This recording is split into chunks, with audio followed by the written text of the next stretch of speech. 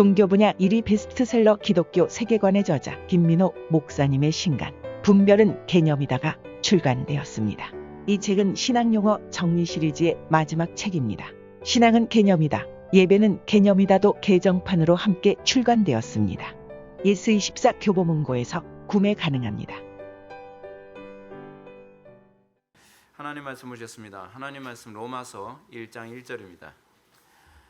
하나님 말씀은 지난 본문과 같습니다. 로마서 1장 1절 말씀 신약성경 239페이지입니다. 신약성경 239페이지 로마서 1장 1절 말씀 찾으셨으면 우리 다 같이 한 목소리로 봉독하시겠습니다. 시작. 예수 그리스도의 종 바울은 사도로 부르심을 받아 하나님의 복음을 위하여 택정함을 입었으니. 아멘. 이 시간은 로마서 세 번째 강의가 되었습니다. 하나님의 복음이라는 제목으로 하나님 말씀 증거하도록 하겠습니다. 하나님의 복음. 인생엔 목적이 있습니다. 그런데 상당수 사람들이 인생을 살지만 목적 의식 없이 살아가는 경우가 태반입니다. 사실은 우리가 어렸을 때서부터 초중고등학교를 다니면서도 학교에서 인생의 목적을 가르쳐 주지는 않습니다. 사실 초중고등학교가 하는 일은 인생의 목적을 가르쳐 주는 것이 아니라 사회의 부속품으로 어떻게 하면 잘 살까를 가르치는 것이 소위 초중고등학교라고 하는, 그러니까 공교육의 궁극적 목표입니다.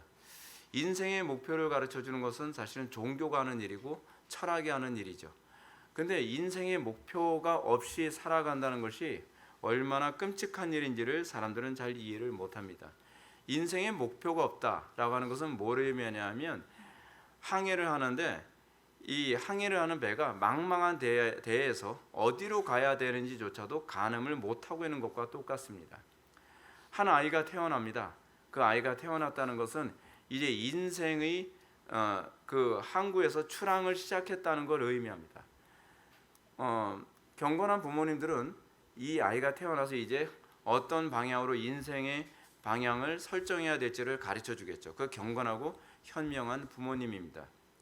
근데 현명하지 못한 부모님은 인생의 방향을 가르쳐 주는 것이 아니라 어떻게 해야 이 배가 잘 갈 수 있느냐를 가르쳐 주고 있는 것은 굉장히 좀 끔찍하죠. 그렇지 않습니까? 인생의 방향성이 없이 망망한 대를 항해를 하는 사람들은 열심히 노를 저으며 전진하지만 그 행위가 육지와 멀어지는 것인지, 그렇지 않으면 이 행위가 목적지와 가까워지는 것인지를 전혀 가늠할 수가 없습니다. 뭔가 마음이 불안해서 열심히 풍향을 측정을 하고 하늘의 구름과 날씨를 바라보지만 그런 자신의 행위가 결국 무엇을 의미하는지를 알지 못합니다. 이렇게 인생의 망망한 대회를 행하다가 자신이라는 배가 항구에 도달하지도 못하고 암초에 걸려 침몰하는 경우도 많이 있고, 혹은 바다 한가운데서 점점 낡아가며 나중에는 그냥 거기서 침몰하는 그런 배도 있을 것입니다. 혹은 자신이 항해하는 인생에 대한 절망감 때문에 스스로 자기 배를 그냥 침몰시키는 그런 사람도 있겠죠. 이것이 이 땅에서 인생을 살아가는 사람들의 다양한 모습입니다. 인생을 살아가면서 가장 복된 것은 자신이 어떤 존재며 무엇을 위해 태어나는지를 아는 것입니다. 자신의 인생에 가야 할 분명한 목적과 방향을 알고 거기에 집중해서 세월을 낭비하지 않고, 그리고 힘을 낭비하지 않고 분명한 목적과 분명한 방향을 향해서 열심히 살아간다는 것, 얼마나 복됩니까? 우리가 이런 사람은요, 인생을 낭비하지 않는다는 것을 우리는 알게 됩니다. 많은 사람들이 인생을 낭비합니다. 태어나서 뭔가 열심히 살아가는데, 태어나서 이것도 해보고 저것도 해보고 열심히 많이 이제 건드려 보는데 이것도 아닌가벼 저것도 아닌가벼, 그러면서 자꾸 지쳐만 가는 인생. 단순히 인생의 목적과 방향을 향해서 간다는 것 자체가 또 복은 아닙니다. 목적지가 분명하고 목적지가 올바를 때에야 그 사람이 정말 복된 인생을 사는 것이죠. 사랑하는 성도 여러분, 저는 여러분에게 인생의 목표나 방향을 분명히 알고 인생을 허비하지 않기를 바랍니다. 상당수의 우리 교회의 중간에 오신 분들이 그런 얘기를 많이 합니다. 우리 회복의 교회를 진작에 알게 됐다라고 한다면 내가 이렇게 인생을 낭비하지 않았을 텐데. 인생을 낭비하는 것이 얼마나 끔찍하다는 것을 느끼신 거죠. 느끼신 겁니다. 인생을 낭비한다는 것은요, 정말 끔찍한 겁니다. 왜냐하면 돌이킬 수가 없고요. 그리고 인생을 낭비하고 나서 하나님 다시 시작합시다. 그게 우리한테는 되지가 않습니다. 인생은 다시 시작하는 게 없어요. 인생은 잘못 갔으면 끝입니다. 근데 문제는 우리가 바른 길을 발견했어도 그 바른 길에 최선을 다하지 않고 배를 더 이상 노를 젓지 않고 배가 그 자리에만 있다면 이것도 또 굉장히 끔찍한 일 아닌가요? 어디로 가야 되는지 목적은 분명히 알아요. 그 다 들어서 알아요. 그 지도도 있어요. 나침반도 있어요. 근데 노를 젓지를 않아요. 그러면 그게 무슨 의미가 있습니까? 노를 젓지 않고 시간만 보내다가 점점 그 배가 낡아서 그냥 그 자리에서 쭉 침몰해서 물에 잠기게 된다면 그 인생 또한 얼마나 비참한 인생입니까? 오히려 방향을 모르고 살아가는 사람보다 더 억울할 수도 있습니다. 방향이나 목적지를 몰라서 이리저리 방황한 사람들보다 오히려 방향은 분명히 알고 목적지도 분명히 아는데 자기가 순종하지 않고 자기가 열심을 내지 않아서 그냥 침몰해 버리는 거예요. 늙어서 침몰해 버리고 마는 겁니다. 그거 얼마나 끔찍합니까? 저는 여러분들이 인생의 목적과 방향을 정확하게 발견한 사람들이라고 말씀드리고 싶습니다. 그것은 제가 목사이기 때문에 하는 얘기는 아닙니다. 제가 이렇게 말씀드리는 것은 성경과 역사가 검증해줬고 입증해줬기 때문에 그렇습니다. 저는 이 자리에 앉아 계신 여러분들이 인생의 올바른 방향이 복음 속에 있다는 것을 믿는 분이라고 저는 믿습니다. 그럼에도 불구하고 우리가 한 가지 더 던져야 될 질문이 있습니다. 그러면 내가 믿는 이 복음이 맞는가에 관한 문제입니다. 많은 사람들이 교회를 다니면서 나름대로 복음을 믿는다고 생각합니다. 근데 그 복음이 다른 복음, 다른 예수가 너무 많거든요. 너무 많아요. 우리가 영원한 천국이라고 하는 항구에 도달하기에는 너무나 많은 암초와 너무나 많은 속임수와 너무나 많은 신기루들이 우리의 갈 길을 계속적으로 혼란스럽게 만들고 있습니다. 이런 차원에서 우리가 하나님께서 우리에게 예비해 놓으신 영원한 항구라고 하는 그 천국에 우리가 도달한다는 것은요, 거의 기적이 아니면은 도달할 수가 없습니다. 존 버넷의 철로 역정이 우리들에게 그런 부분을 상당히 많이 보여주고 있지 않습니까? 오늘 본문은 지난번에 살펴봤던 본문 로마서 1장 1절에 그 뒷부분을 우리가 살펴보고자 합니다. 뒷부분을 살펴보려고 이 한 편으로 이제 1장 1절을 끝낼 수 있을 거라고 생각을 했는데 1장 1절을 다 끝내지 못해서 다음 주에 어떻게 할지 모르겠습니다. 하여간 1장 1절 우리 후반부를 우리가 오늘 살펴보도록 하겠습니다. 오늘 본문 말씀 다시 한번 읽으면 예수 그리스도의 종 바울은 사도로 부르심을 받아 하나님의 복음을 위하여 택정함을 입었으니, 택정함을 입었으니를 못했어요. 이게 굉장히 중요한 부분인데 택정함을 입었으니를 못했어요. 자, 지난 시간에 우리가 살펴봤던 것이 무엇입니까? 바울이 자신을 예수 그리스도의 종이라고 소개하는 부분과 자신이 사도로 부르심을 받았다라고 하는 이 부분을 살펴봤습니다. 이제 우리가 오늘 살펴볼 말씀은 사도 바울이 무엇을 위해 사도로 부름받았는지 살펴보고자 합니다. 사도 바울이 무엇을 위해서 사도로 부름받았습니까? 여러분, 근데 이 목적의식이 분명한 것이 굉장히 중요합니다. 저는 이렇게 생각이 됩니다. 목사가 한 교회에서 담임 목회를 한다고 했을 때 나는 무엇을 위해서 부름받았는가? 나는 무엇을 위해서 이 시대에 인천에서 회복의 교회라고 하는 곳에서 담임 목사직을 하는가? 이것이 불분명한다고 한다면 이거 굉장히 심각한 문제입니다. 열심히 뭔가 목회를 하고 있다고 하는데 목회의 방향성이 없고 목회를 하는 데 있어서 나는 이 교회가 왜 존재해야 되는지를 의식을 못한다. 그건 되게 심각한 문제 아니겠습니까? 근데 사도 바울은 분명했습니다. 내가 사도로 부름받은 것이 있다. 뭐 때문에 부름받았는가? 그냥 사도가 아니라 이방인에게 복음을 증거하기 위해서 난 사도로 부름받았다. 굉장히 구체적으로 알고 있죠. 굉장히 자기 인생과 자기의 소명에 대해서 구체적이고 정확하게 알고 있습니다. 근데 바울이 오늘 본문에서 얘기한, 지난 시간엔 내가 사도로 부름받았다라고 하는 부분을 얘기했다고 한다면 오늘 본문에서는 그러면 사도로 부름받았는데 도대체 뭐하라고 사도로 부름받았는가?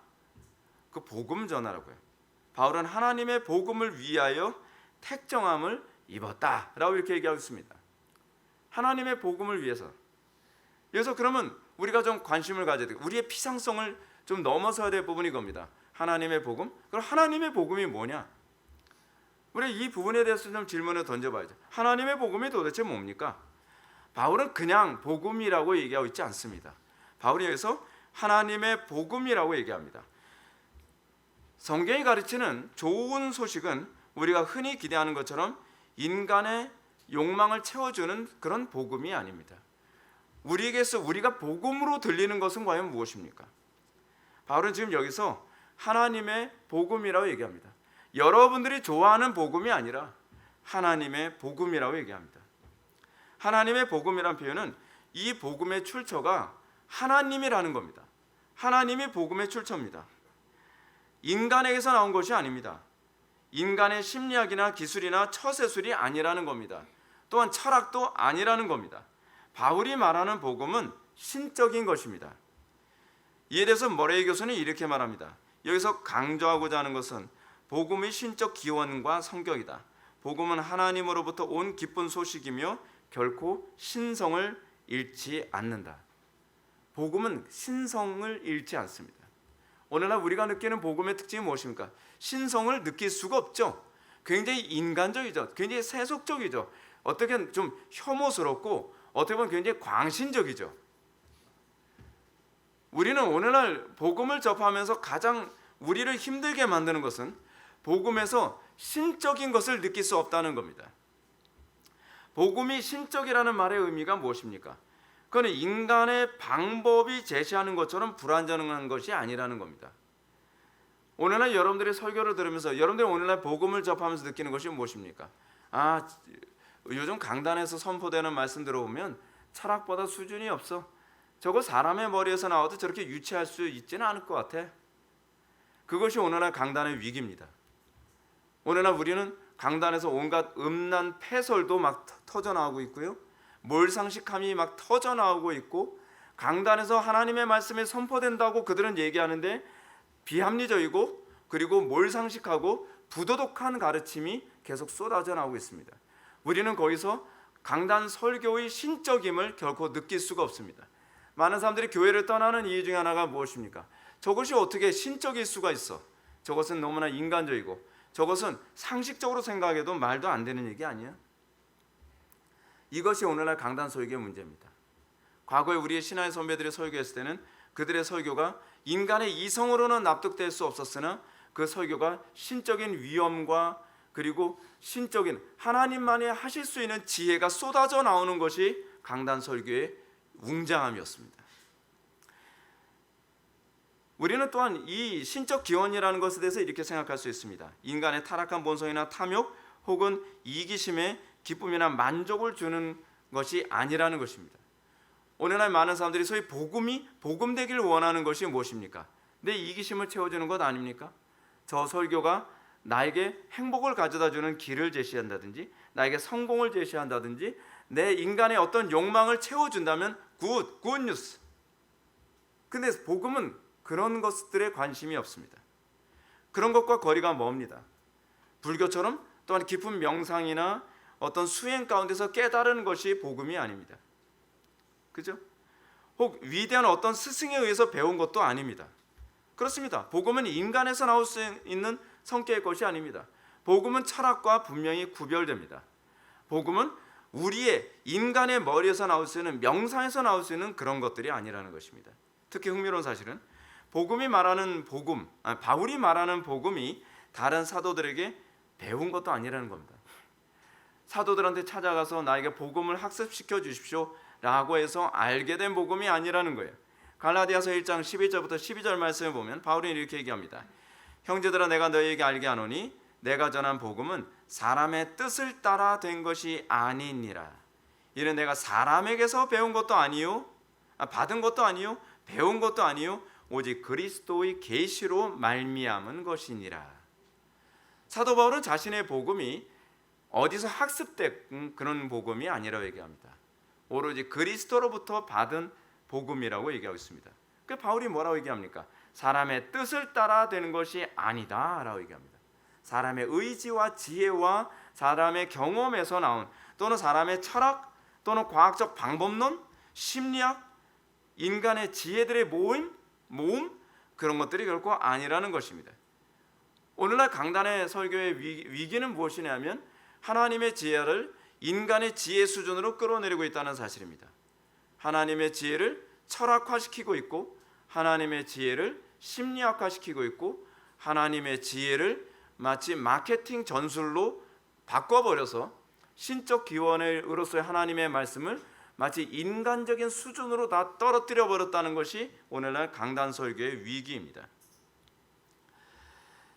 이것은 오늘날 막시즘처럼 혁명을 통해 구조를 바꾸면 이 세상이 유토피아가 될 것이다 라고 얘기하는 것과는 다릅니다. 앞으로 혁신적인 과학 문명의 발달이 인간의 모든 삶의 문제를 해결해 줄 것이다 라고 하는 그런 유형의 복음도 아닙니다. 그런 낙관론이 아닙니다. 혹은 심리학과 처세술이 장담하는 행복과도 다릅니다. 이 모든 것들은 사람의 뜻을 따라 된 것입니다. 오늘날 많은 사람들이 자기의 가련기를 긁어줄 스승을 찾아다니는데 그것은 사람의 뜻대로 된 그것을 복음이라고 생각하며 그것을 따라다니기를 기뻐하고 있는 타락한 모습입니다. 이런 것들은 결코 모든 문제를 근본적으로 해결해 주지 않습니다. 마치 근본적으로 해결해 줄 것처럼 사람들은 장담하고 얘기합니다. 그런 많은 사람들이 그 달콤한 말에 속아서 그 가련기를 긁어주는 말을 따라다니지만 그것으로 인해서 더 큰 재앙과 고통을 맞이하고 있는 것이 오늘날 우리가 보고 있는 강단 설교의 위기입니다. 왜냐하면 왜 우리는 인간의 철학적인 것으로 복음이 될 수 없냐 하면 그리고 그들이 가르침이 절대로 우리에게 복음이 될 수 없는 이유가 무엇이냐 하면 사람은 전능하지도 전지하지도 않기 때문에 그렇습니다. 전지하지도 전능하지도 않은 사람들이 마치 인생에서 해답을 찾은 것처럼 철학을 논하고 심리학을 논하고 자신의 지혜를 사람들한테 얘기합니다. 근데 전지전능하지 못한 사람이 만든 결과는 무엇이냐면 수많은 문제의 연속선상에 있고 그 문제를 또 해결하기 위해 또 다른 이론이 나와야 되고 또 다른 이론이 나와야 되고 또 다른 이론이 나오게 됩니다. 그러면서 점점 문제가 커져가게 됩니다. 분명한 건 이것입니다. 우리가 부작용이 없고 오류가 없는 구원을 맛보려면 그 구원을 가르치시는 분은 전지전능하신 분이어야 된다는 사실입니다. 그것은 오로지 하나님밖에 없습니다. 그것이 복음의 핵심입니다. 그래서 바울은 하나님의 복음이라고 당당하게 얘기하는 것입니다. 아무도 그 자리를 다른 것으로 대체할 수 없습니다. 오로지 하나님만이 우리에게 복음되게 하실 수 있는 유일한 분이십니다. 특히 바울은 자신이 전한 복음이 사람에게서 받은 것이 또 아니요 배운 것도 아니라고 합니다. 바울이 전하는 복음은 사도들에게 전수받은 것이 아니라는 사실입니다. 갈라디아서 1장 16절부터 17절 말씀 보면 바울은 자신이 전하는 복음을 깨닫기 위해서 혈육과 의논하지 않고, 그러니까 사도들과 또는 다른 어떤 교사들과 의논하지 않았다는 것입니다.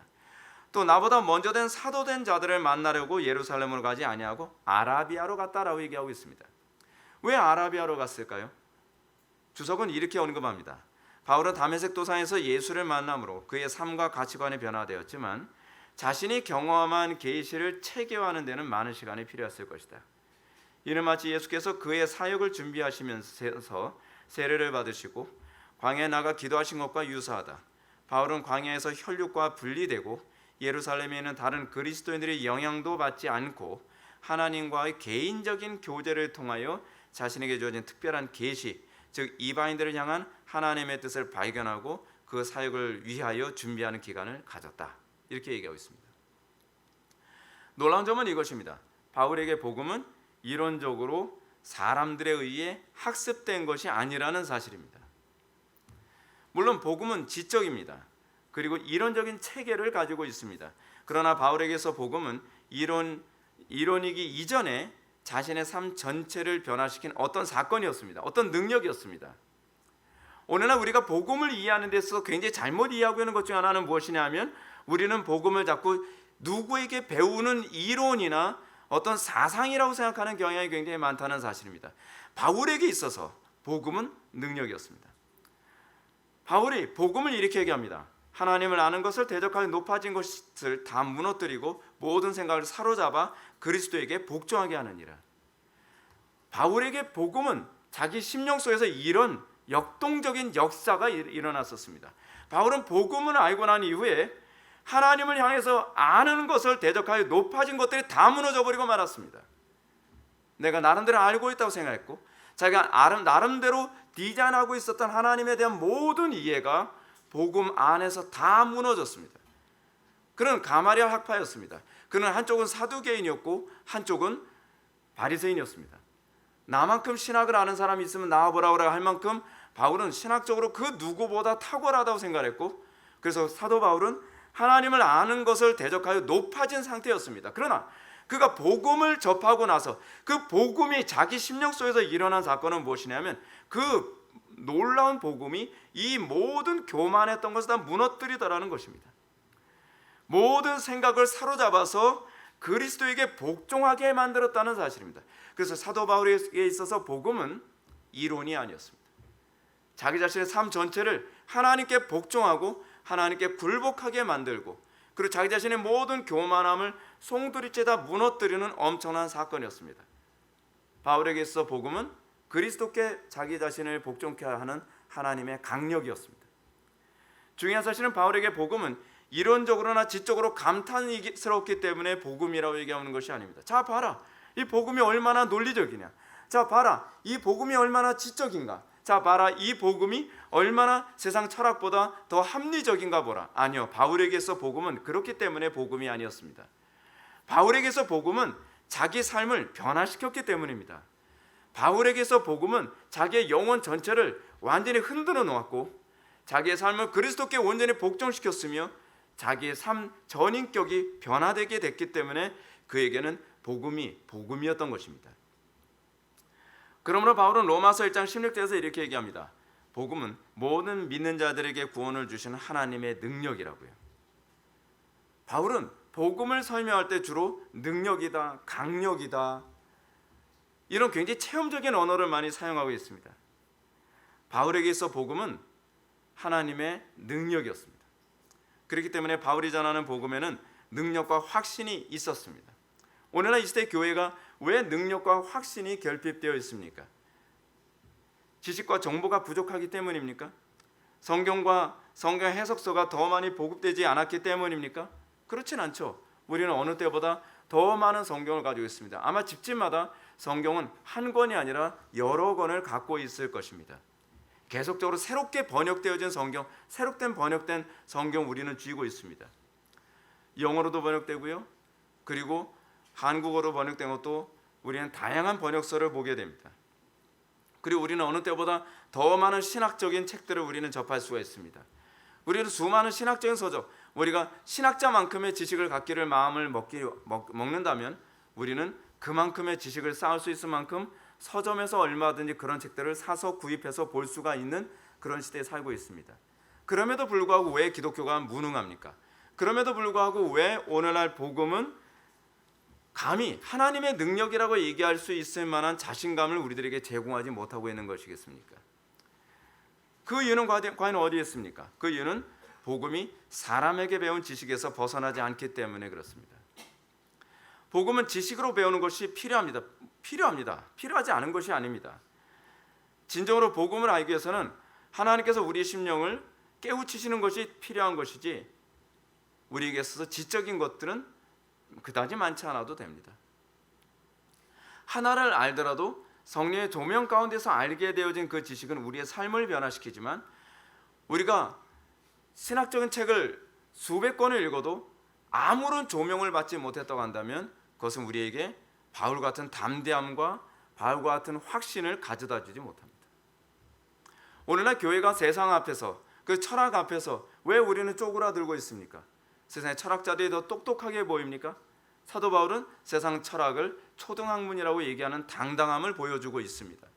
근데 왜 우리는 세상의 철학을 초등학문이라고 보기보다는 우리는 세상의 철학 앞에서 우리는 마치 아무것도 모르는 무식한 존재인 것처럼 우리는 위축되고 있는 것입니까?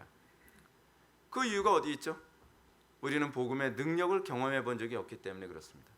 사도 바울이 경험한 이 복음의 능력, 우리의 삶을 송두리째 바꾸고 하나님을 아는 데 높아진 모든 그 교만함이 꺾여지고 그리고 내 속에는 모든 교만함이 그리스도 앞에 굴복되어지며 세상을 이기는 그 강력으로서의 하나님의 복음을 경험한 사람이라고 한다면 우리는 결코 복음을 가지고 세상 앞에서 위축되거나 초라한 태도를 견지하지는 못할 것입니다. 오늘날 우리가 아는 복음은 지적으로만 아는 것으로 그쳐 있습니다. 필요합니다. 우리는 지적으로 알아야 됩니다. 그러나 바울에게 있어서는 먼저 그리스도를 만나는 것이 우선이었고 그 다음에 지적인 것이었습니다. 우리에게 있어 문제는 뭐냐면 지적인 것은 있는데 아직 그리스도를 만남에 대한 분명한 증거가 나타나지 않는다는 것이 문제입니다. 삶이 변하지 않은 사람들은 이렇게 얘기합니다. 나에겐 교리가 더 필요하다. 지식이 더 필요하다. 더 많이 공부하고 더 많은 책을 읽으면 나의 삶은 바뀔 것이다. 그런데 아무리 배워도 바뀌지 않습니다. 그 사람은 복음을 알지 못하기 때문에 더 많은 지식을 얘기하는 겁니다. 인류 역사상 엄청난 변화를 경험한 사람은 많은 지식을 통해서 변화된 것이 아닙니다. 한 단어 때문에 그의 인생이 바뀌기도 했습니다. 한 편의 설교를 통해서 그 사람의 인생이 바뀌어지기도 했습니다. 엄청나게 많은 홍수 같은 정보와 지식이 있어야만 사람이 변하는 것이 아니라 그리스도를 만나면 변하는 것입니다. 근데 우리는 그리스도를 만나는 것, 그리스도 앞에 굴복되는 것에 대한 관심보다는 내가 얼마나 많은 정보와 얼마나 많은 지식을 소유해야만 변할 수 있는가를 고민합니다. 순종하지 않은 사람에게 복음은 모래 위에 세운 집과 같을 뿐입니다. 진수성찬을 보는 것만으로 배가 부를 수는 없습니다. 우리는 더 많은 정보와 더 많은 교리와 더 많은 신학을 알고 있어야 변화될 거라 생각하는데 그것은 진수성찬을 쌓아놓고서 우리는 숟가락도 되지 않는 모습과 똑같습니다. 손으로 떠먹어야 합니다. 분명히 말씀드리지만 복음을 사람들에게 배워서 알지만 구원해 주시는 능력을 맛본 적이 없다면 그는 복음을 아직 한 번도 떠먹어 본 적이 없는 것입니다. 저는 여러분들에게 로이 존스 목사님이 했던 질문을 던져보고 싶습니다. 진정으로 중요한 문제는 복음이 정말 우리에게 좋은 소식으로 왔느냐 하는 것입니다. 여러분들에게 복음이 좋은 소식이었습니까? 아니 그리고 계속적으로 여러분들의 복음은 여러분들을 흥분시키고 여러분들에게 좋은 소식이며 여전히 듣고 싶은 소식으로 여겨지고 있습니까? 상당수의 사람들이 복음을 부담으로 듣습니다. 상당수의 사람들이 복음을 또 들을 필요는 없을 것이다 라고 생각을 합니다.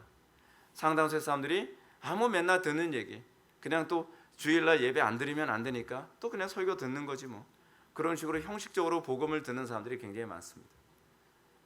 그런 사람들에게 우리는 무슨 강력을 기대하겠습니까? 그런 사람들에게 무슨 능력과 확신을 기대할 수 있겠습니까? 복음은 우리에게 항상 새로운 능력과 강력이고 확신이 되어야만 합니다. 복음을 하나님께 배우기 전에는 결코 복음을 복음이라 말할 수 없습니다. 말로는 우리는 굿뉴스, 복음이라고 하지만 복음이 왜 굿뉴스인지를 우리는 감히 설명을 잘 못합니다. 흥미롭게도 바울은 복음을 얘기할 때 어떤 논리로 얘기하기보다는 그 사람 굉장한 철학자거든요. 굉장한 지식을 가지고 있는 사람인데 바울이 복음을 얘기할 때는 그 복음이 나를 어떻게 변화시켰냐를 얘기하는 것에 관심이 많습니다. 나는 원래 핍박자였고 해방자였다라고 얘기합니다. 그리고 그 지적인 사람들에게 지적인 논리와 철학적인 논리로 얘기하기보다는 나는 핍박자요 해방자였는데 예수님을 만나고 나서 내 인생이 이렇게 바뀌었다라고 얘기를 합니다. 그것이 바울이 복음을 전하는 방식입니다. 바울은 복음이 이론이 아닙니다. 바울은 복음이 항상 자기를 흥분시키는 그 무엇이었습니다. 그래서 복음을 얘기하지 않고선 견딜 수 없었습니다. 저는 여러분이 설교를 감상만 하는 사람이 아니라 듣고 순종하여 복음의 능력을 경험하는 그 간증이 여러분들 속에 항상 나타나길 바랍니다. 바울에게서 간증은 단회적이지 않습니다. 과거에 만난 하나님이 아니라 여전히 만나고 있는 하나님을 얘기하기를 기뻐했습니다. 우리에게 있어서 복음은 많은 사람들이 이렇게 얘기합니다. 내가 과거에 주님을 만났습니다. 간증하며 다는 사람들이 옛날 옛적 얘기를 굉장히 많이 합니다. 그럼 우리는 질문을 던집니다. 지금은요? 지금은 당신은 여전히 복음인가요? 여전히 복음은 당신에게 영향을 끼치고 있나요? 지금은 잘 모르겠어요. 저는 많이 식었습니다. 근데 옛날 생각만 하면 다시 가슴이 뜨거워져요. 아니요. 중요한 건 지금입니다. 신앙이라고 하는 것은 지금 나와 하나님과의 관계 문제입니다. 바울에게 복음을 전하는 데서 항상 흥분될 수밖에 없었던 것은 바울은 삶의 모든 영역에서 하나님을 만나고 하나님과 교제하는 삶의 연속선상이었습니다. 그는 로마로 가고 있는 그 배 안에서도 하나님이 그를 어떻게 도우시고 계신지를 사도행전은 잘 설명하고 있습니다. 그것이 사도 바울에게 있어서 복음입니다. 사도 바울에서 복음은 과거 완료형이 아니라 과거부터 지금까지 진행되어지는 진행형입니다. 복음은 철학이 아닙니다. 감상의 대상도 아닙니다. 복음은 경험의 대상이고 복음은 실제적인 것입니다. 이 실제적인 문제에 대한 실제적인 해답을 주는 것, 그래서 우리는 그것을 복음이라고 얘기합니다. 그래서 철학이라 하지 않습니다. 철학은 항상 무엇이 문제야라고 얘기하지 철학은 답을 못 줍니다. 그래서 그걸 철학이라고 얘기합니다.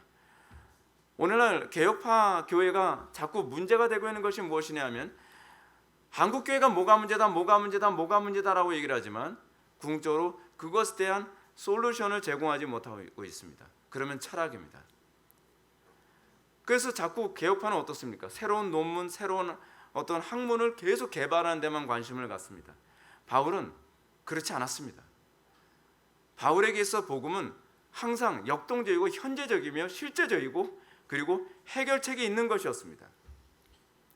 다시 하던 얘기로 돌아갑시다.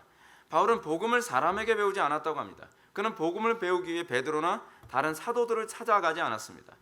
그러면 바울은 복음을 어떻게 알았다는 것입니까? 이렇게 얘기합니다. 내가 전한 복음은 사람의 뜻대로 된 것이 아니라 이는 내가 사람에게서 받은 것도 아니요 배운 것도 아니요 오직 예수 그리스도의 계시로 말미암아 받은 것이다. 바울의 사도적 권위의 출처가 여기에 있습니다. 사람에게 배웠다고 한다면 그것은 사도가 아니죠. 바울이 사도일 수 있는 이유는 바울이 예수 그리스도에게 계시를 직접 받은 존재이기 때문에 그렇습니다. 우리가 대부분 생각하는 것처럼 바울은 사도로 부름받은 후에 아라비아로 가서 대략 3년 동안 복음을 연구하는 시간을 가졌습니다. 바울은 누군가가 생각하는 것처럼 직통 계시를 받은 것은 아닙니다. 바울은 아라비아에 가서 성령의 강한 인도를 받아 마치 사도들이 예수님께 가르침을 받음으로써 구약이 어떻게 복음일 수 있는지를 설명받은 것과 똑같은 과정을 3년 동안 겪은 것입니다. 흥미로운 것은 사도들이 공생의 기한 동안에 예수님께 교육을 받은 기간이 3년이었던 것처럼 사도 바울도 아라비아에서 3년 동안 하나님의 임재 가운데서 그리스도를 만나 구약 성경이 어떻게 신약의 복음일 수 있는지를 구체적으로 가르침 받았다는 것입니다. 바울에게 이 과정이 있었기 때문에 바울의 신학은 독창적인 신학적 정립이 있었습니다. 바울이 그 누구보다도 구약에 굉장히 능통한 데다가 그 구약을 신학적으로 해석하는 그리스도 안에서 해석하는 것을 제대로 이해할 수 있었습니다. 그 신학적 정립은 다른 사도들의 공인을 받았을 뿐 아니라 다른 사도들이 복음을 이해하고 전하는 데 직감적인 영향을 줄 정도로 탁월했습니다. 그래서 여러분이 오해하지 말아야 될 점이 있습니다. 바울이 이랬으니 우리도 그러자. 이러면 곤란합니다. 이런 사람들이 간혹가다 있습니다. 신구약 성경을 들고 계룡산에 올라가서 신령하게 내려옵니다. 그래서 내가 복음을 받았다. 나 직통계시 받았다. 그러면 절대로 안 됩니다. 왜냐하면 바울이 이랬던 것은 바울은 그가 사도로 부름받았기 때문입니다. 사도로 부름받았다는 것은 그리스도께 직접 계시를 받은 존재라는 개념이고 그렇기 때문에 바울은 성경을 기록할 수 있는 영적 권위가 있는 것입니다. 우리는 미리 정해놓은 선진들의 가르침 위에 우리의 신앙의 체계를 세워야만 합니다. 이것이 그분들과 우리의 차이입니다. 이걸 인정할 수 있어야만 합니다. 우리는 우리의 신앙의 선배들이 세워놓은 신학적 체계 그리고 우리의 신앙의 선배들이 우리에게 가르쳐준 교회사 이런 과정을 통해서 우리가 어떻게 신앙생활하는 것이 정상적이고 경건하며 바르게 신앙생활하는 것인지를 알 수 있어야만 합니다. 그리고 이것을 추구하는 것이 바로 겸손입니다. 성경책만 달랑 들고 와서 요한계시록을 다 꿰뚫었다고 내려오는 사람 굉장히 교만한 사람입니다. 요한계시록은 그렇게 꿰뚫는 것이 아닙니다. 신구약 성경 전체가 다 그렇습니다. 요한계시록에 대해서 제가 언젠가도 말씀드렸던 것처럼 요한계시록은 그 당시 수신자들을 염두에 둔 편지입니다. 근데 그 편지를 어떻게 직통계시로 꿰뚫겠다고 하는지 그리고 나면 항상 항상 산타는 사람들 조심하셔야 돼요. 그 사람들이 이단일 가능성이 아주 농후합니다. 이제 우리가 여기서 관심을 가져야 될 부분이 있습니다. 이제까지 우리는 복음의 출처가 하나님이시라는 신적 근원에 대해서 살펴봤습니다. 이제 우리는 신적 근원을 가지고 있는 이 복음의 주체로서 하나님이 삼위일체라는 관점을 우리는 또 주의해야만 합니다. 이게 굉장히 중요합니다. 왜냐하면 상당수 사람들에게 복음이 특정한 위격 하나님께 편중된 개념으로서 복음이 이해되는 경향이 있기 때문에 그렇습니다. 무슨 얘기인지 여러분 아시겠습니까? 어떤 사람은 복음을 괜히 성부 중심적으로 복음을 이해하는 사람이 있습니다. 어떤 사람은 성자 중심으로 복음을 이해하는 사람이 있습니다. 어떤 사람은 성령 중심으로 복음을 이해하는 사람이 있습니다. 예를 들어서 이제 성부께 편중되어진 개념으로서 복음을 추구하는 사람들에 대해서 살펴봅시다. 이 개념을 잘 이해하려면 유대교를 이해할 수 있는데, 유대교는 오로지 성부만이 하나님이시라고 생각하는 사람들 아닙니까? 그래서 유대인들에게 성자와 성령에 관한 개념은 없죠. 그런데 문제는 뭐냐면 오늘날 이 시대 교회 안에서도 성자와 성령은 부정하지 않지만 성부 중심으로만 신앙생활하는 사람들이 상당히 많이 있습니다. 그래서 이 사람들은 궁극적으로 신앙의 목적을 뭐라 하냐면 하나님을 만나는 것이라고 봅니다. 맞습니다. 하나님을 만나는 것이 신앙의 목적인 건 맞습니다. 근데 하나님을 만나는 데에 이들이 필요한 것은 도덕성, 그러니까 율법을 지키는 것이라든지, 그렇지 않으면 신비적 체험을 통해서 직접 만나겠다는 겁니다. 어디 감히 직접 만나요? 우리가 성부를 만나려면 항상 그리스도를 통해서 성부를 만나는 거거든요. 근데 이런 성부 중심적 신앙생활을 하는 사람들은 항상 신비적 체험을 굉장히 중요시 여깁니다. 나는 신비적 체험을 통해서 하나님을 만났다, 난 하나님을 경험했다, 그리고 자기는 율법을 통해서 하나님을 만난다. 이것을 우리는 고대 시대 때 뭐라고 얘기하냐, 초대교회 때 우리는 뭐라고 얘기하냐, 이런 사람들이 영지주의자로 얘기합니다. 영지주의자들. 성령이나 성자의 이 도움을 완전히 제껴버리고 자기의 수행과 고행과 금식 또는 금욕주의, 이런 방식을 통해서 하나님을 만나려고 애를 쓰는 사람들. 근데 이 영지주의가 오늘날은 어떤 식으로 나오냐면 가톨릭이나 퀘이커 교도들이 여기에 속합니다. 퀘이커 교도들이 내면의 빛을 굉장히 중요시 여기지 않습니까? 그들의 공통점은 성자의 중보를 의지하지 않는다는 점입니다. 이런 사람들에게 하나님의 복음은 바울이 가르치는 하나님의 복음과는 거리가 멉니다. 그 하나님은 성부적 복음이죠. 근데 이건 복음이 아닙니다. 그냥 이단입니다. 이런 사람들의 특징이 뭐냐면 굉장히 종교다원주의적입니다. 여러분, 종교다원주의의 특징이 무엇입니까? 어떤 식으로든지 하나님을 만나게만 하면 되는 것 아니야? 라고 생각하는 거죠. 하나님을 만나기 위해서 알라를 통해서 하나님을 만날 수 있고, 그리고 또는 마리아를 통해서 하나님을 만날 수도 있고, 그렇지 않으면 신비적 체험을 통해서 하나님을 만날 수 있고, 그리고 그 명상을 통해서, 요즘 그래서 교회 안에서 명상하는 교회도 굉장히 많잖아요. 성부 중심적 교회들이 그렇습니다. 명상을 통해서 하나님을 만나겠다, 또는 수행을 통해서 하나님을 만나겠다, 고행을 통해서 하나님을 만나겠다. 그러면 결국 종교다원주의로 갈 수밖에 없는 것이죠. 뭐로 가든 하나님만 만나면 된다고 하는 사고방식. 두 번째로 우리는 성자께 편중된 그리스도 중심적 복음에 대해서 살펴보겠습니다. 복음이라고 제가 말씀드리지만 복음은 아니죠. 이런 신앙을 가진 사람들은 주로 신약 성경에 게시된 성자 예수 그리스도께만 관심을 갖습니다. 자꾸 이런 사람들은 이런 사람들은 말씀과 교리 이것만 자꾸 얘기하기 좋아합니다. 문제는 말씀과 교리를 통해서 성부와 만나는 것에 대한 근본적인 체험이나 그 경험에 대해서는 도외시켜버리고 있다는 사실입니다. 중요한 건 성경적이어야 된다. 맞습니다. 중요한 건 성경적이어야만 합니다. 그래서 우리는 끊임없이 성경적으로 더 교리를 많이 배우고 더 그리스도를 통한 그 계시에 대해서 선명하게 이해해야 된다. 근데 문제는 뭐냐면 신비적 결합에 대해서는, 신비적 결합이 우리에게 어떻게 일어나는가, 어떻게 우리가 그리스도를 통해서 성부를 만나는 그 화해의 삶을 살 수 있는가에 관해서는 별로 관심이 없습니다. 항상 성도의 삶에 관해서 굉장히 피상적입니다. 이것은 상당히 큰 문제입니다. 왜냐하면 성자의 성육신을 통해서 궁극적으로 목적하는 것은 성부와의 회복된 관계거든요. 우리가 예수 그리스도를 통해서 궁극적으로 목표로 하는 것이 무엇입니까? 성부와 회복된 관계의 삶, 성부와 회복된 관계의 열매를 맺는 데 우리는 관심을 가져야 되는 것 아닙니까? 근데 이곳에 관심이 없습니다. 이런 사실을 사도 바울은 로마서 5장 1절에서 이렇게 설명해 줍니다. 그러므로 우리가 믿음으로 의롭다 하심을 받았으니 우리 주 예수 그리스도로 말미암아 하나님과 화평을 누리자. 예수 그리스도로 말미암아 하나님과 성부와 화평을 누리는 것. 본절에서 이 예수 그리스도로 말미암아 하나님과 화평을 누리자 했을 때 누리자라고 하는 번역은 적절한 번역은 아닙니다. 제가 나중에 이제 5장 1절을 강의할 때 설명을 했지만 더 정확한 헬라어 번역은 누리고 있다, 누리는 도다라고 번역하는 것이 더 적절한 번역입니다. 누려야만 하는 의무가 아니라 이제 누리고 있는 상태를 얘기하는 것이 5장 1절입니다. 성자 예수 그리스도를 통해서 우리에게 궁극적으로 목표라는 것은 성부입니다.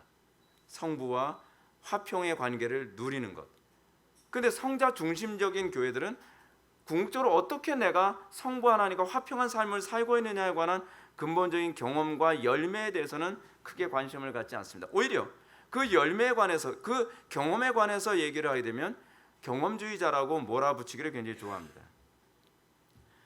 우리가 궁극적으로 복음을 만났다고 한다면 우리는 화평을 누리는 상태가 되어야만 합니다. 우리는 화평을 누리는 상태로서의 열매가 나타나야 되고, 화평을 누리는 상태로서의 열매는 이웃과의 사랑으로 궁극적으로 나타나야만 하는 것이죠. 문제는 성자 중심적 신앙을 가진 사람들 가운데 상당수 사람들은 성자를 통한 계시에만 너무 집중한 나머지 내가 이 계시, 이 교리, 이 신학을 많이 알고 있기 때문에 나는 복음을 만났다라고 자꾸 착각을 하고 있다는 사실입니다. 그들은 감탄합니다. 자, 복음이 얼마나 위대하냐.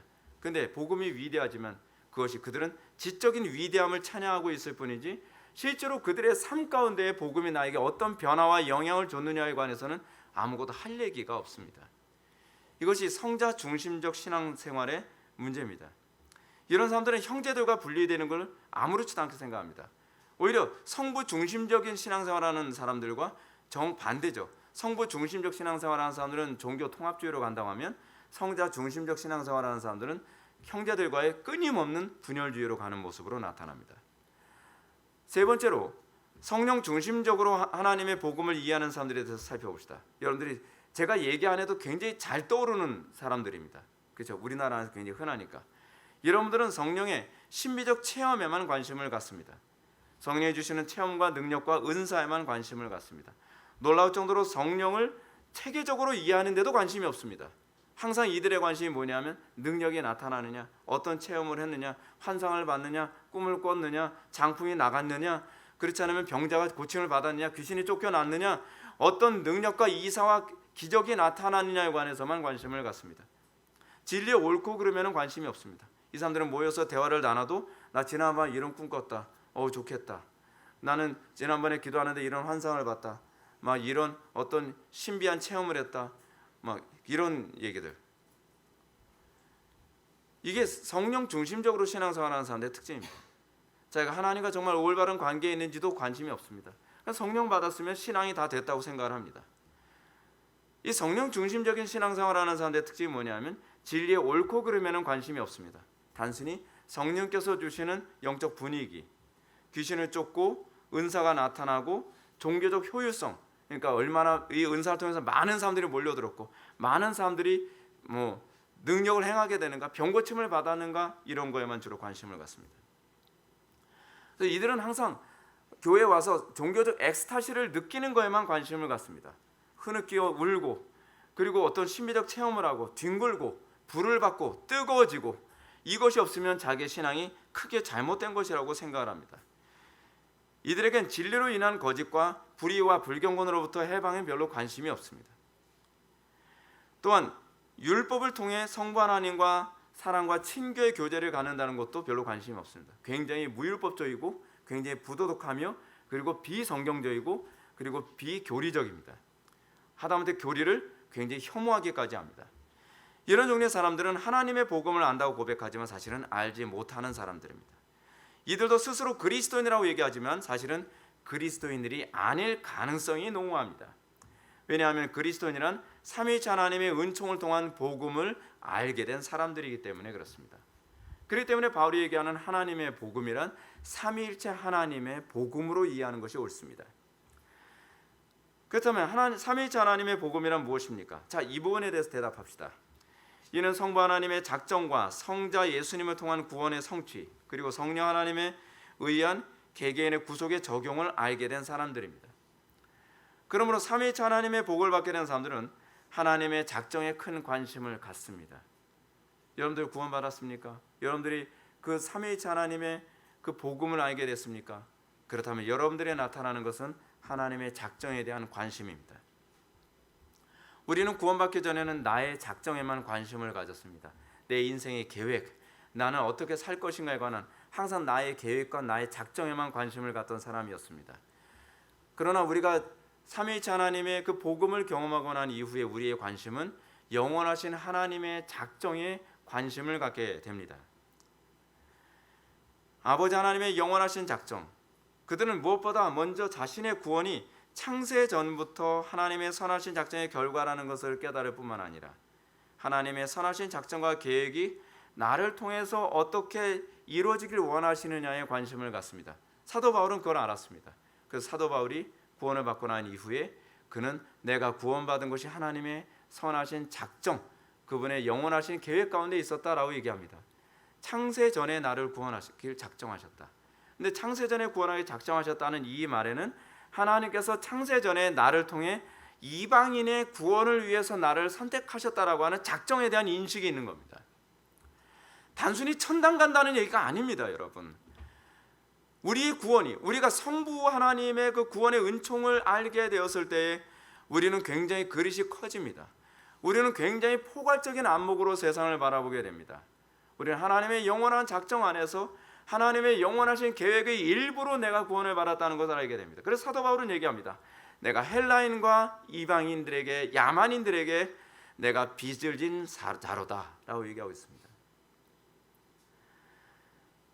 우리는 이스라엘의 선택에 대해서도 한번 생각해 봅시다. 이스라엘이 선택을 받고 나서 그들은 할렐루야 구원받았으니까 이제는 우리가 그 가나안 땅에서 잘 먹고 잘 살자가 아니라 그들은 하나님의 작정에 참여하여 어떻게 하나님의 작정을 이루는 존재가 될 것인가를 고민하는 사람들이 되게 되었습니다.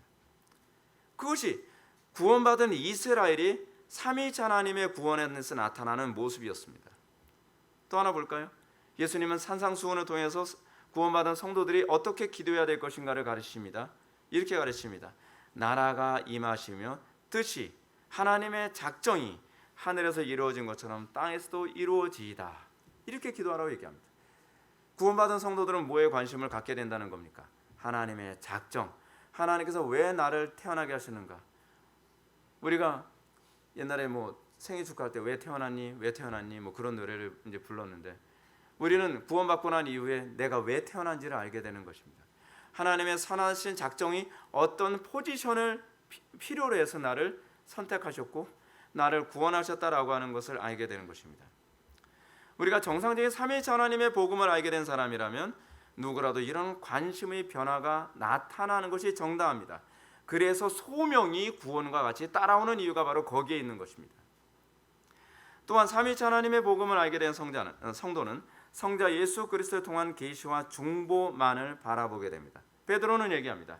다른 이로서는 구원을 얻을 수 없나니 천하 인간의 구원받을 만한 다른 이름을 우리에게 주신 일이 없음이라. 이것이 삼위일체의 구원을 알게 된 사람들이 나타나는 두 번째 특징입니다. 그들은 오로지 예수 그리스도의 구원의 은총, 중보적 은총이 아니어서는 구원받을 수 없다는 것을 알게 됩니다. 오늘날 구원을 받았다고 얘기함에도 불구하고 자기의 구원을 그리스도 이외의 다른 것으로 구원을 추구하려는 사람들이 얼마나 흔하게 나타나고 있습니까? 그 사람은 아직 복음이 무엇인지 모르는 사람들입니다. 그분이 비록 신학자라 한다 할지라도, 그분이 비록 목회자라 한다 할지라도, 그분이 비록 대형교회의 목사님이라 한다 할지라도 다른 종교, 다른 신에게도 또는 철학에도 구원이 있다고 얘기한다면 그는 아직 하나님의 복음, 삼위일체 하나님의 복음이 무엇인지를 전혀 이해해 본 적이 없는 것입니다. 종교개혁자들이 외쳤던 것이 무엇이었습니까? 솔로스 크리스토스, 오직 그리스도로만, 오직 그리스도 안에서만 구원이 있음을 그들은 외쳤습니다. 왜요? 그들은 삼위일체 하나님 안에 있는 구원의 복음을 알았기 때문에 그렇습니다. 문제는 뭐냐면 오늘날 상당수의 사람들이 그리스도의 내면, 그 내포된 의미에 관심이 없습니다. 오늘날 많은 사람들에게 그리스도는 그냥 기호에 불과합니다. 오직 예수를 얘기하지만 그들이 얘기하는 오직 예수의 내포된 의미에 대해서는 전혀 이해를 못하고 있습니다. 문제가 이것입니다. 내가 예수를 외치고 있기 때문에 예수를 알고 있는 것이 아닙니다. 예수를 외칠 때에 나는 과연 예수를 제대로 알고 있는가에 대해서 고민해야만 합니다. 이 문제가 사도 바울 당시에도 문제였습니다. 그래서 바울은 이렇게 얘기합니다. 우리가 전파하지 아니한 다른 예수를 전하노라 라고 하는 것 때문에 사도 바울은 안타까워했습니다. 다른 예수란 무엇입니까? 분명히 성경에 언급된 예수를 말하는 것 같지만 성경의 가르침을 교묘하게 비틀어서 우리의 죄악된 본성을 만족시켜주고 즐겁게 해주는 그 예수, 왜곡된 예수를 얘기하는 것입니다. 초대교회 때서부터 이런 일은 비일비재했습니다. 어느 시대든지 사람들은 사도들이 전파하지 아니한 다른 예수를 전함으로써 많은 사람들을 미혹하는 데 힘썼습니다. 그러므로 사도 바울 때서부터 시작해서 교회사는 다른 예수로 인해서 끊임없이 교회는 몸살을 앓았습니다. 그리고 끊임없이 교회는 다른 예수가 어떤 것인가를 밝혀야 되는 그 싸움 가운데서 기독론이라고 하는 교리적 체계가 만들어지게 되는 것입니다. 그래서 나온 게 그래서 교리예요. 교리. 그러면 우리가 교리를 믿을 수 있는 객관적 근거가 무엇이었습니까? 첫 번째는 교회에서 안에서 경건하게 신뢰할 수 있는 검증된 사람들이 정리했기 때문에 우리는 교리를 신뢰할 수 있습니다. 교리가 한두 사람에 의해서 정리된 것이라면 문제가 있지만 여러 시대 수많은 경건했던 사람들이 그런 영적 거인들이 공인해주고 정리해준 거라면 믿을 만하지 않겠습니까? 두 번째로 이렇게 오랜 기간 동안 정리된 교리가 교회 안에서 수많은 사건들 가운데 열매를 통해서 그 정당성이 검증됐다는 사실입니다. 항상 교회가 길을 잃고 방황할 때 항상 교리는 정확한 길을 제시했고 그리고 그 길에서 이것이 옳았다는 것을 입증한 것이 교회사입니다. 교회사는 그래서 중요합니다. 그래서 우리는 교회사를 읽어야 되고 교회사에서 우리는 교훈을 찾아야만 합니다. 세 번째로 이 교리를 성령께서 교회를 하나 되도록 하셨다는 것입니다. 교리가 없다면 성도가 서로 교통하는 일은 있을 수 없었을 것입니다. 교리가 있기 때문에 우리의 신앙이 하나의 공동체를 형성할 수 있는 근거가 되는 것입니다. 그건 성령께서 하신 일이 분명합니다. 마지막으로 이제 삼위일체 하나님의 복음을 알게 된 성도는 성령님을 소외시킬 수 없다는 점을 말씀드리고 싶습니다. 복음은 성부께서 작정하신 구원의 근거를 성자께서 성취하시고 성령께서 각 개개인에게 적용하심으로 나타납니다. 성도는 성령님이 이 적용하심을 통해 복음을 비로소 복음으로 경험할 수 있도록 합니다. 많은 사람들이 신비적 체험을 했다고 합니다. 근데 그 체험이 궁극적으로 그리스도를 통과하게 만드냐에 관심을 가져야 되고 그리고 그리스도를 통해서 궁극적으로 아버지 하나님을 경험하게 만드냐에 관심을 가져야만 합니다. 근데 너무나 많은 사람들이 신비적 체험을 했다고 하는데 진리에 관심이 없고 교리에 관심이 없고 아버지 하나님과 화해된 삶, 소위 그의 계명을 지키는 삶에 관심을 갖지 않는다고 한다면 그것은 거짓 영임에 틀림이 없습니다. 거짓 영입니다. 우리가 성령님을 소외시킨 상태에서 우리는 결코 그리스도께서 완성해 놓으신 복음을 우리 것으로 만들 수가 없습니다. 그리스도를 통해서 완성되어진 그 복음을 우리 것으로 만들지 않고서는 우리는 결코 아버지와 화해한 삶을 살 수가 없습니다.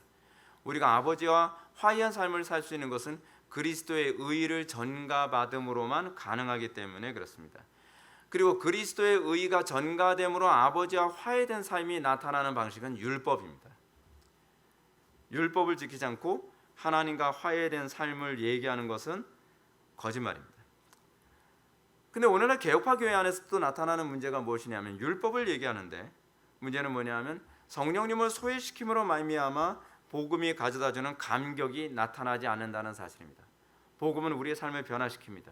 복음은 우리의 영혼을 치료하십니다. 복음은 우리에게 열정적인 사람이 되게 만들고 사랑의 사람이 되게 만들고 헌신하는 사람이 되게 만들며 감격과 기쁨을 동반합니다. 근데 문제가 뭐냐면 우리는 개혁파 교리로서 철저한 복음과 교리를 알고 있다고 함에도 불구하고 우리에게 이것이 안 나타나고 있다는 것입니다. 무엇의 결핍인지 찾아야 됩니다. 그것은 바로 성령님을 인정하는 데에 대한 결핍입니다. 성령님을 인정하는 것을 하이델베르크 요리문답에서는 기도라고 얘기합니다. 기도하지 않는 기독교는 기독교가 아닙니다. 아무리 탁월한 교리적 체계를 많이 가르치고 있다 할지라도 성부, 성자, 성령 세 분 하나님 중에 한 하나님이라도 소외시킨다고 한다면 그것은 기독교일 수가 없습니다. 이 문제가 근데 예배에서도 선명하게 나타납니다. 오늘날 각 교회에서 하는 예배는 성부나 성자 혹은 성령을 소외시키는 예배가 많습니다. 예를 들어서 이머징 교회의 예배는 성부에만 관심을 두고 성자와 성령님을 소외시킵니다.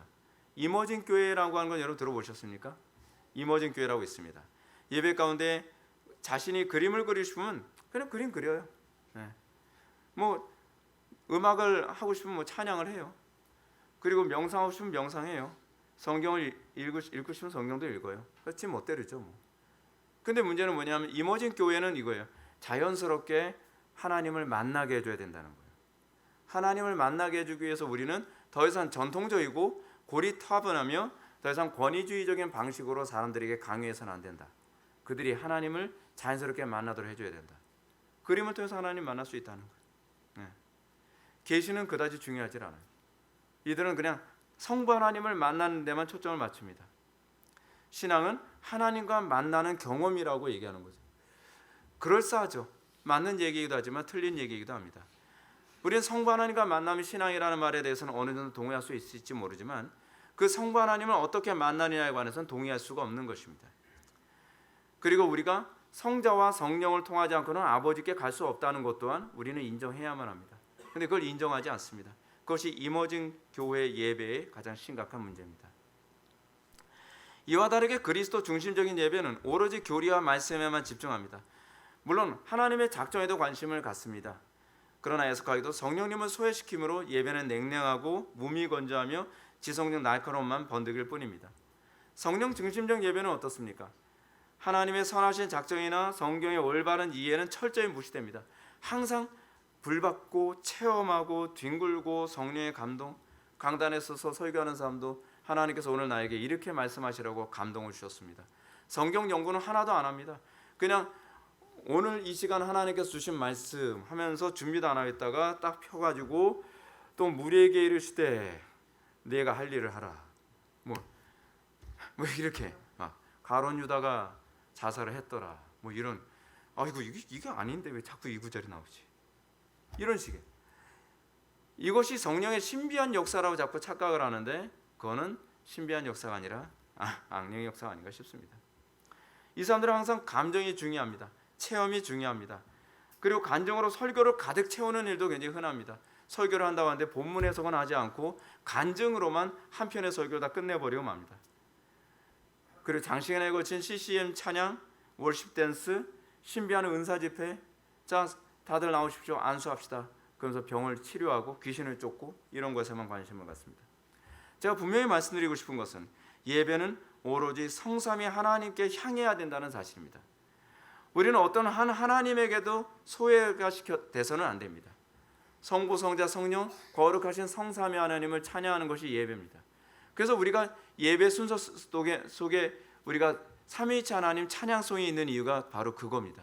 우리의 예배의 대상이 성부만도 아니고 성자만도 아니고 성령님만도 아니라 성부, 성자, 성령 세 분 하나님이 우리의 예배의 대상이라는 것을 이 예배가 내포하고 있는 것입니다. 우리 예배에서 삼위일체 하나님 가운데 한 분도 소외되지 않도록 해야만 합니다. 그러므로 예배는 오로지 성자 하나님을 향하여, 성부 하나님을 향하여 성자 그리스도의 중보를 통해 또 성령의 이 적용하심을 통해서 우리는 예배가 이루어져야만 합니다. 그 가운데 회개와 각성과 굴복의 역사가 나타나는 것입니다. 회중들도 이 예배를 위해서 간절하게 기도하며 그런 삼위일체 하나님적 예배가 될 수 있도록 기도에 힘써야만 하는 것입니다. 사랑하는 성도 여러분, 우리는 오늘 시간 바울이 얘기하는 하나님의 복음이 무엇인가에 관해서 오늘 시간 살펴보았습니다. 바울이 얘기하는 하나님의 복음이라고 하는 것은 거룩하신 성삼위 하나님이 나에게 어떤 일을 행하셨는가에 관한 복음입니다. 성령님이 어떻게 하셨다가 아닙니다. 성자께서 어떻게 하셨다가 아닙니다. 내가 성부를 만났다가 아닙니다.